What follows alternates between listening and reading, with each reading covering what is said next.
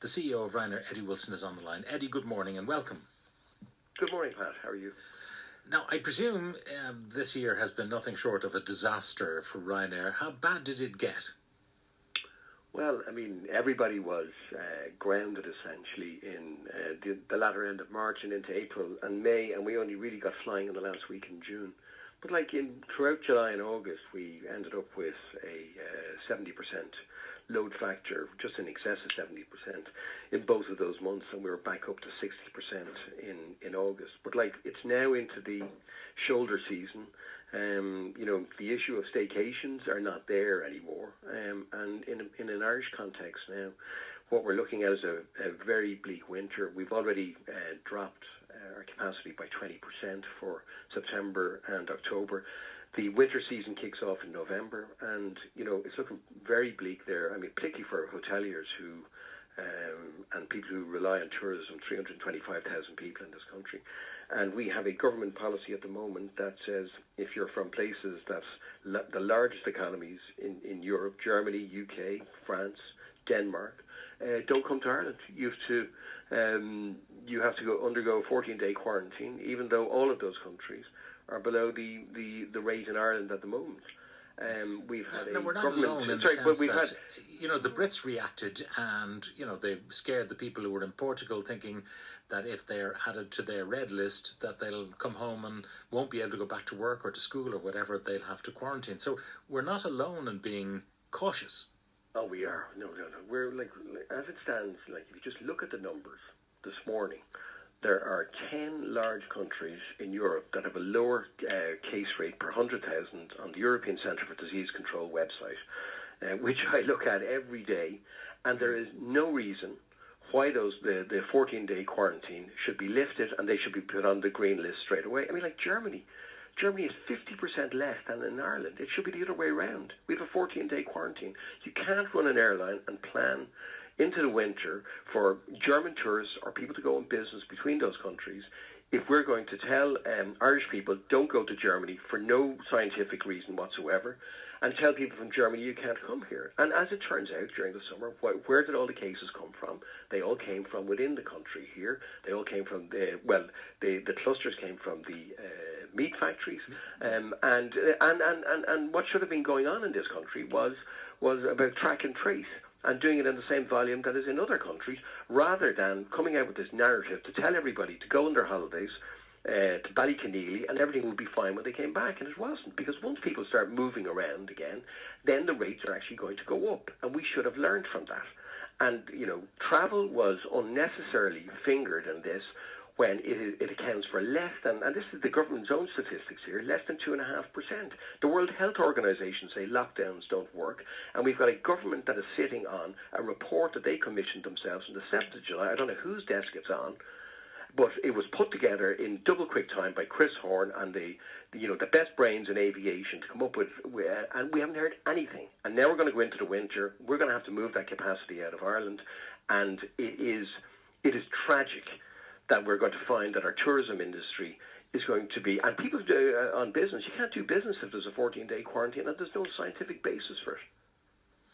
Now, the countries that you would like to see put on the green list, I mean, there are, as you mentioned, Germany, Italy's low at the moment, Norway's low, Finland's very low, Hungary's very low. Italy and Hungary are already on the green. I'm just going down to the ones that are really United. Ones. Let's talk about the high ones, the ones you don't want or you wouldn't feel safe with. Spain is very high at the moment. Malta is high, small place, and a small outbreak in Malta can skew their statistics, as we know. France, Romania, Belgium, Netherlands, Austria, even Sweden is Sweden higher than us, or maybe it's just crept down lower than us? Sweden is now at 23.4, Ireland is at 30.6. But rather than look at the ones above that, what we're saying very simply is Poland, the United Kingdom, Sweden, Slovenia, Germany, Denmark, Cyprus, and I think Luxembourg and Bulgaria are all numbers lower than the 30.6. And there is no scientific basis today, and I don't know why the government does not, at a minimum, put those countries back on the green list now. Because, the summer season is over. This isn't about, summer holidays. This is about business. It's about short breaks. And you cannot plan to have a schedule of flights if you're saying to people from Germany for no good reason. You're to say to a German, why are you banned from Ireland? Well, your rate is at 20.2 and Ireland's at 30.6. Well, surely that's a charter for Irish people not going to Germany and not the other way around. Like, we're laughing. We're the laughing stock because of this. They should change that today, right? And instead of all this focus that's going on now, and the horse has bolted now on a lot of the other issues that are happening internally within Ireland.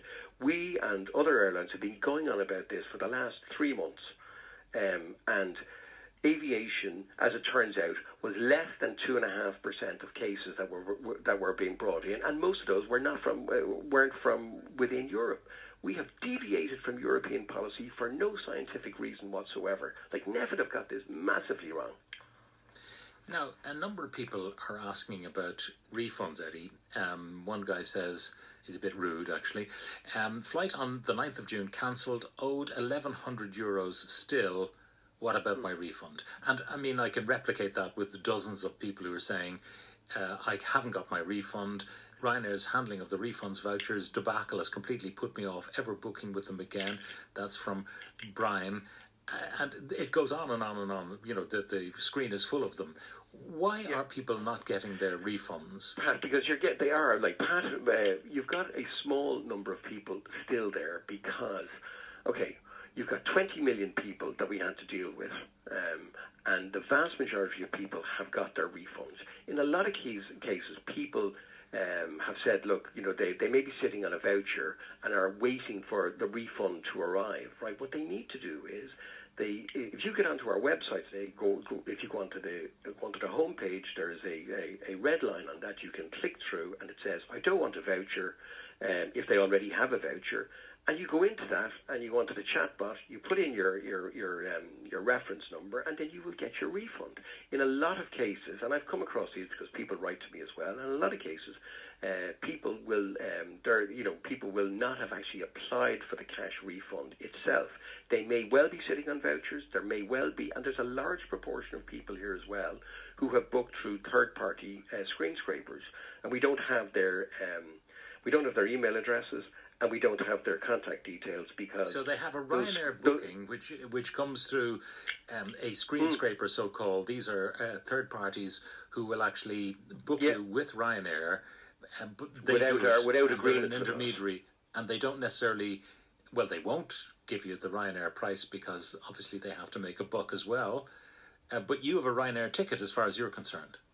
Yeah, and we have an obligation... email address. Yeah, but I mean, we have an obligation under law to refund those passengers directly. And what has happened is that the reason that they swap the email address, and they actually create a virtual credit card with your name on it. And a lot of people aren't aware of that. There are credit cards floating around there with their names on it. And it means that you can't put it back onto those credit cards. Like, it's like being locked out of your Netflix account or your Google account. You need to be able to, you have to have a contact detail. And if you look at what's happening during COVID-19, where we have, health authorities who want to track down people that are on particular flights, if you book through a screen scraper, we don't have your contact details.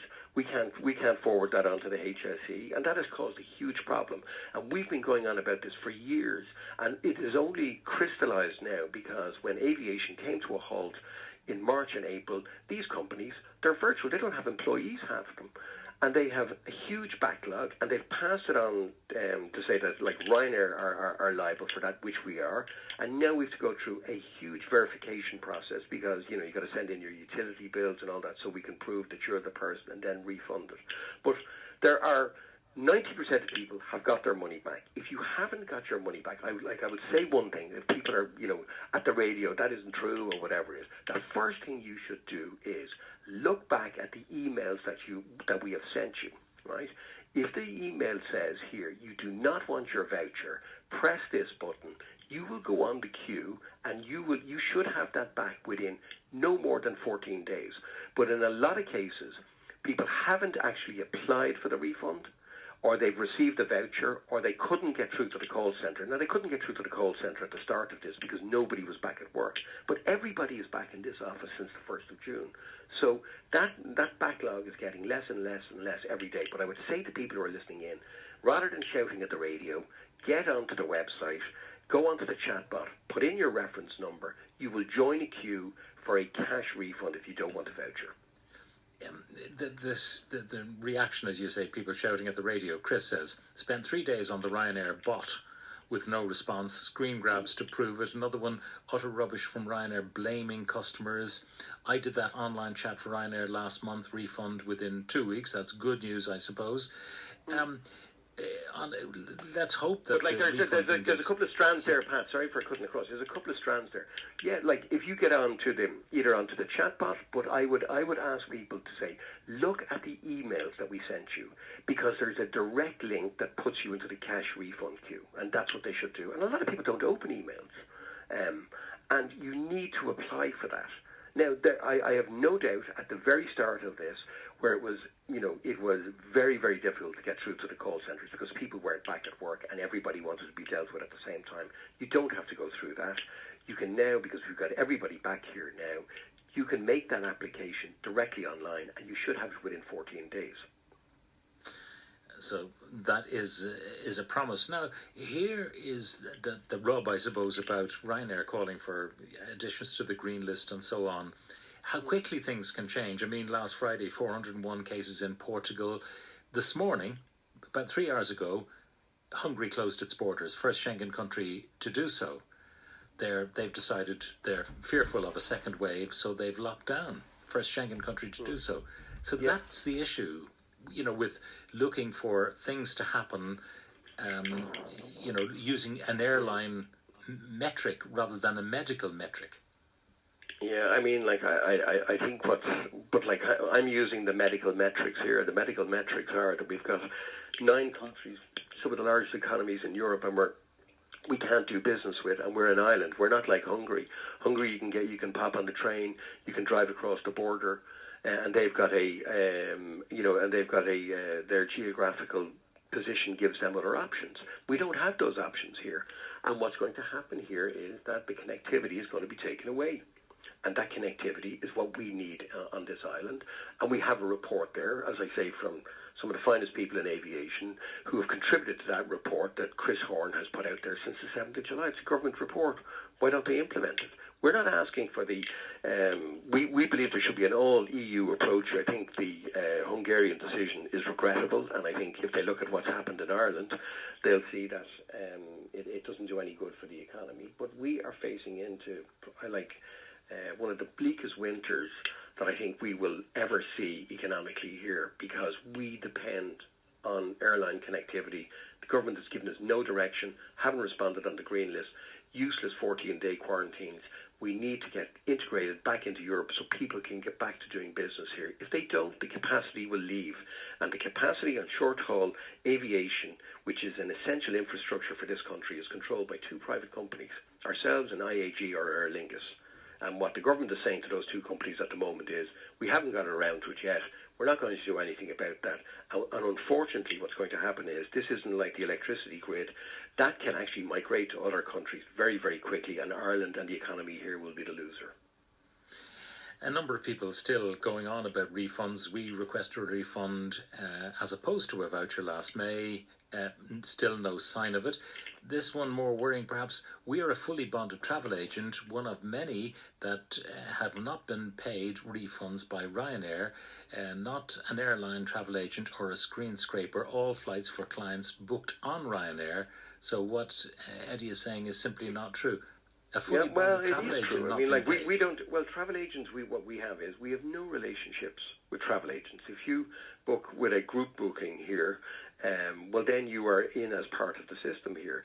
If those people if travel agents have gone on the website like anyone else to make a booking, and they've put in the correct email address and they've put in the correct credit card details for the passenger, then the passenger can apply directly for the refund. That's what it is. We don't have any commercial relationships with travel agents. We do with a a listener small saying, number. I'm on the Ryanair website at the moment. I cannot find the button that Eddie is talking about. Okay, here. Well, if you go onto the homepage, that you're always blaming the customers. No, hold on. Pat, somebody makes an accusation. You go onto the homepage, okay, and what you do is there's a red line at the top, and I think today there are 3 messages on that, and one of them says important information about refunds, and if you click on that, there are a number of options. Why is my refund taking so long? And then I don't want to use my voucher. Click here is one of the options down at the end of the page. You go in there, you go onto the chatbot, you put in your reference number, and that will join a queue. And what I would say to people is, and I know that people are frustrated, look at the emails and look at the links, because some of the links that are in those emails bring you directly to the cash refund queue. We now have the people now to process those. We've got everybody back in the office here since the 1st of June, unlike most other businesses who still don't have people back in the office. So it has taken us a while to do that, but over 90% of people have got their cash refund, right, okay, in that period up until the end of July. So there are difficulties there. But look at the email. 10%, go to the link. Just to give people a sense of this, because there's an awful lot of people very annoyed. 10% haven't got their cash refunds. So what number of people is that actually?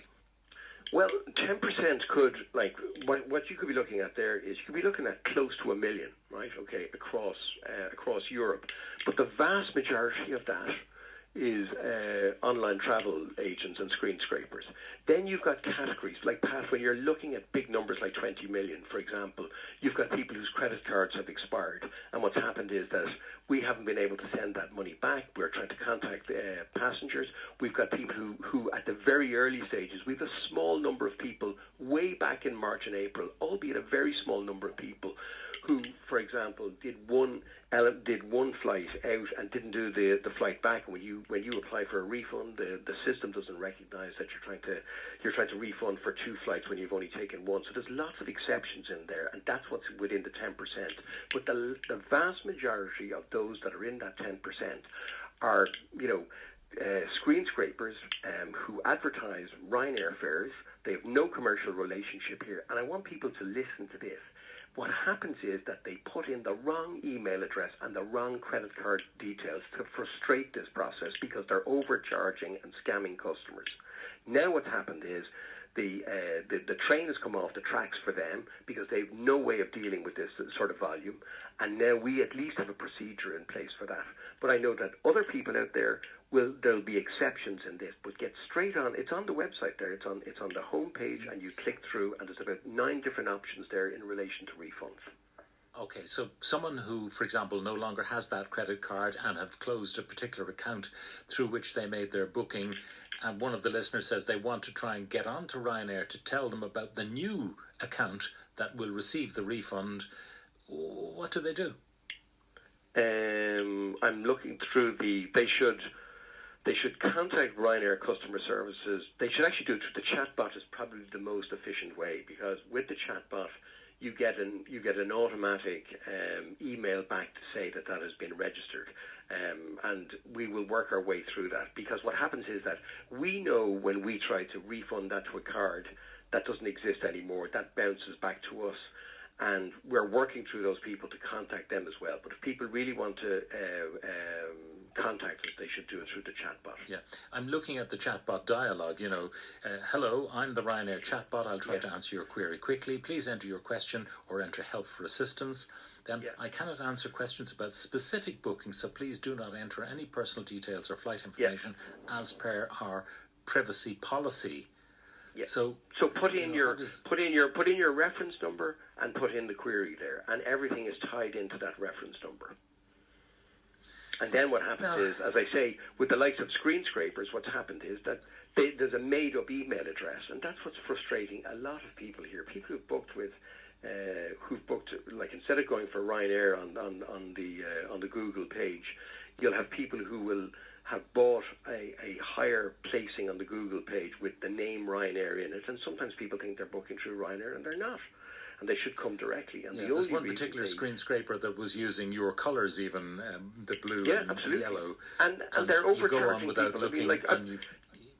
I'm looking at I'm looking here at a fact sheet where they, in some cases, they overcharge for the seats by 65%. They overcharge for in one case they overcharge for Ryanair 20 kg bags by 157%. That's how they make their money. They don't provide the service, they don't provide the airplanes, they don't provide the refund staff, they don't provide anything. And what they do is they create an intermediary because they're higher on the page, because they've paid Google, and when something goes wrong, they run for the hills. Okay? And now, we've got to deal with it. We've got the legal responsibility. One suggestion, you now have an awful lot of people back at work, but at the same time you don't have an awful lot of people flying because flights have been somewhat curtailed. Is it not possible to boost your call centre numbers so that people would get We've done that as well, because some of the call centres are overseas. And yes, we have hired extra people here as well, because what we did was, right from the start, from the 1st of June, we implemented all the procedures here with screens and social distancing so that we could actually do that. And we have hired extra people here. Some people here are working from home. That has freed up extra space here for us to do that. So we have brought people in. We've taken some in-flight staff in who are not working, the full schedule at the moment, and trained them up on it as well. But most of this now, Pat, is automated, right?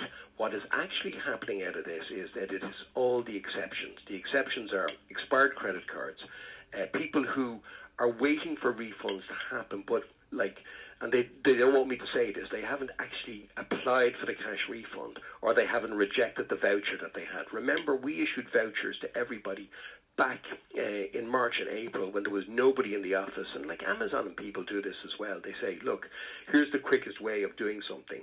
And rather than waiting for the money to go back to your credit card, you can take a voucher and you can use it straight away.